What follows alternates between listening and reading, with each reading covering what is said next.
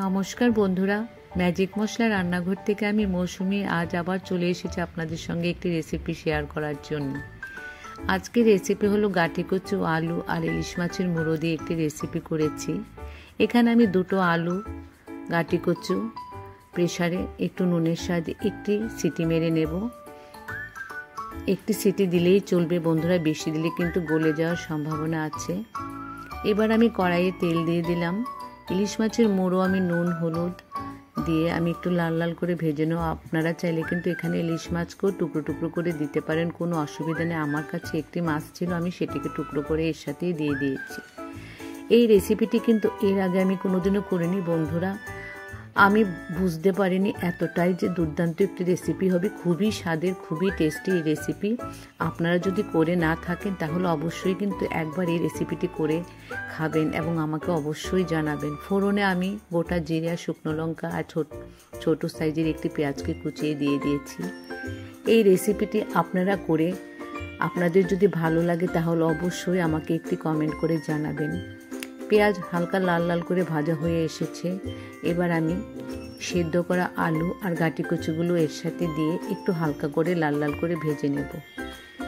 একটু হলুদ দেব 1 চামচ আর পরিমাণ মতো নুন।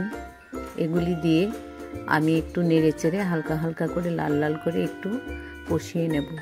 5-6টা চেরা কাঁচা লঙ্কা দিয়ে দিলাম। এখানে বাটা লঙ্কা দেওয়ার কোনো দরকার নেই বন্ধুরা, আপনারা চাইলে অবশ্যই দিতে পারেন। যদি যে যেমন ঝাল খাবেন সেই পরিমাণ অনুযায়ী ঝাল অ্যাড করবেন। পরিমাণ মতো হলুদ গুঁড়ো দিয়ে দিলাম। এবার সব কিছু ভালো করে একসাথে একটু নেড়ে চেড়ে এখানে আমি 1 চামচ জিরের গুঁড়ো, 1 চামচ ধনের গুঁড়ো, 1 চামচ কাশ্মীরি লঙ্কার গুঁড়ো, এইগুলি সব কিছু একসাথে অ্যাড করে একটু ভালো করে মশলা কচু আর আলুর সাথে আমি কষিয়ে নেব।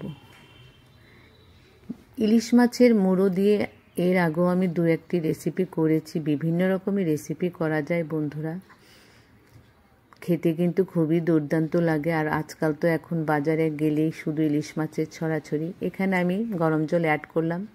জলটা আমি একটু বেশি পরিমাণেই দিলাম বন্ধুরা, কারণ গাঁটি কচু আর আলু কিন্তু ঝোল অনেকটাই টেনে নেবে। জলের পরিমাণ আপনারা বুঝে দেবেন।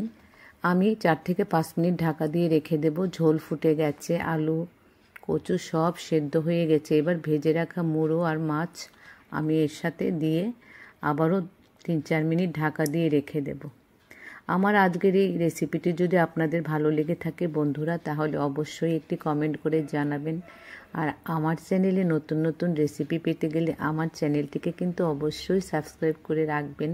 আমার পাশে থাকবেন, আমাকে সহযোগিতা করবেন বন্ধুরা, আমি যেন আরও নতুন নতুন রেসিপি আপনাদের সামনে নিয়ে আসতে পারি।